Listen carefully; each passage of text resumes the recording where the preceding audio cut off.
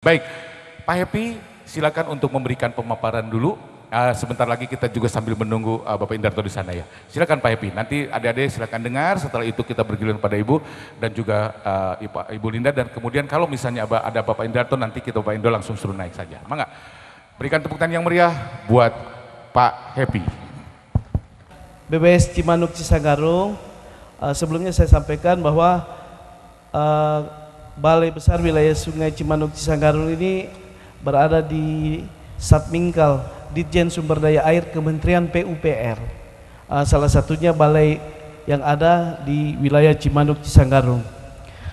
Sesuai Ketmen PUPR nomor 4 tahun 2015, WS ini merupakan lintas provinsi.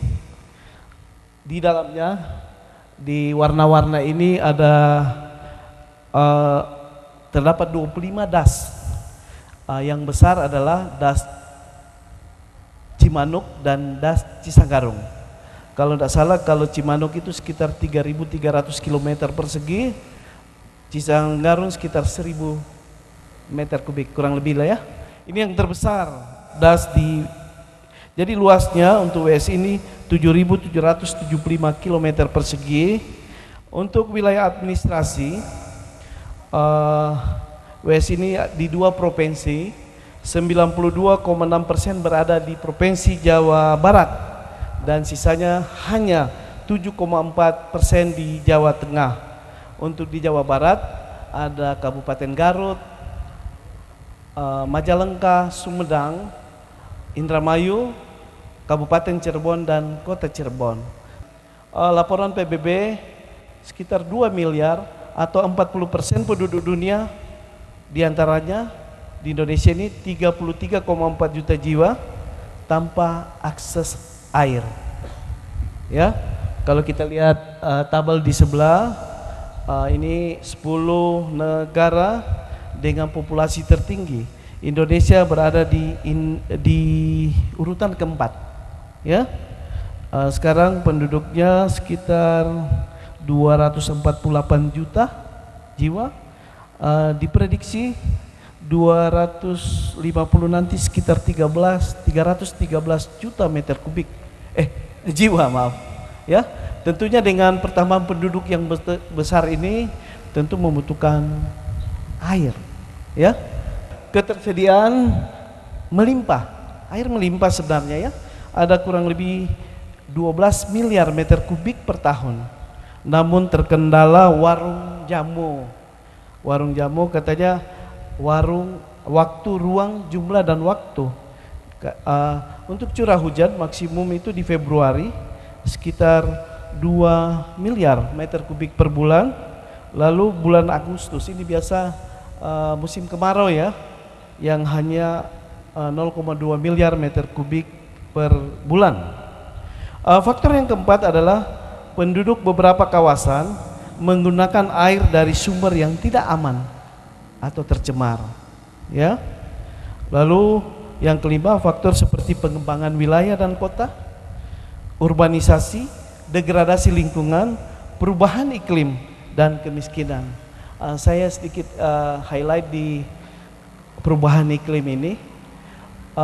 Kita lihat musim kemarau sekarang pendek, bukan panjang, musim hujannya pendek tapi memberikan intensitas hujan yang sangat tinggi. Maka dengan perubahan alih fungsi lahan, kita lihat banjir semakin meningkat. Pertama, terdapat pusat kegiatan nasional Metropolitan Cirebon yang dikelilingi oleh PKN Jakarta, Bandung dan Semarang sebagai upaya untuk menumbuhkan pusat-pusat di kawasan timur. Jadi kalau kita lihat strategis sekali kota Cirebon atau wilayah Cimancis ini. Kemudian wilayah Cimancis atau Cimanuk Cisanggarung berada di wilayah pengembangan Ciayu Majakuning yang dikelilingi 6 WP lainnya dan 7 kawasan strategis provinsi.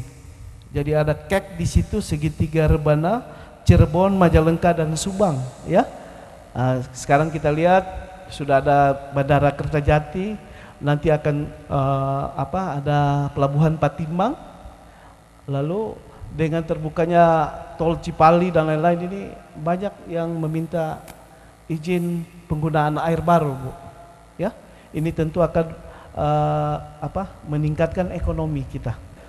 Ketika akses terbuka, industri masuk di sana, penduduk masuk, pasti ekonomi meningkat. Tetapi ini juga kita harus kendalikan ya. Tidak bisa asal buka, apalagi hutan. Lalu sawah kita kan cukup bagus untuk mendukung ketahanan pangan.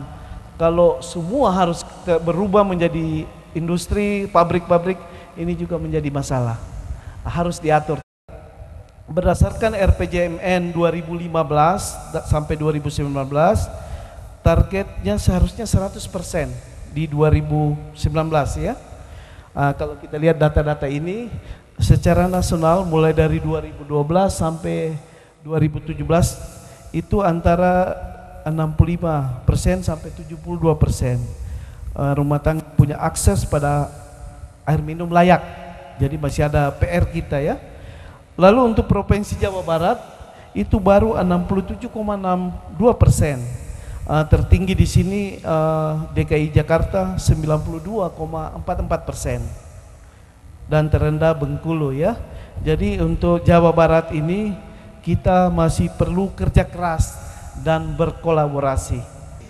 Pengembangan sumber daya air kami tidak bisa kerja sendiri, harus ada kerjasama pemerintah pusat, pemerintah provinsi, pemerintah kabupaten dan kota. Dan tentunya dalam hal ini kami minta dukungan dengan masyarakat. Tanpa ada dukungan dari masyarakat, ya kita lihat sendiri hutan-hutan kita semakin rusak. Kita dari PU memang membangun di daerah hilir, dari tengah hilir, tapi saya anggap tidak ada gunanya kalau di kawasan hulu kita tidak perbaiki atau rehabilitasi. Ya, karena tidak ada tahan lagi air di sana ya. Untuk Jati Gede ini kemarin posisi sekarang ini sudah tergenang Bu, sekitar 736 juta atau 70%. Mudah-mudahan ini bisa memenuhi untuk musim tanam kedua ya, asal kita bagi di air di hilir bijaksana. Ini ada satu mega proyek dari kami, yaitu dari Jati Gede ya, ini akan dikembangkan SPAM, sistem penyediaan air baku Cirebon Raya dengan debit 3.500 liter per detik ya. Untuk tahap 1 kita akan kembangkan 1.500 liter per detik, tahap 2 2.000 liter per detik. Jadi sumber bakunya mengambil air dari bendungan Jati Gede. Maaf itu salah ya, itu masih Telus Bendung. Beda bendung dengan bendungan ya. Lalu dari SPAM Cirebon Raya ini akan mengairi kota Cirebon 500 liter per detik, Kabupaten Cirebon 950 kalau tidak salah ini ya.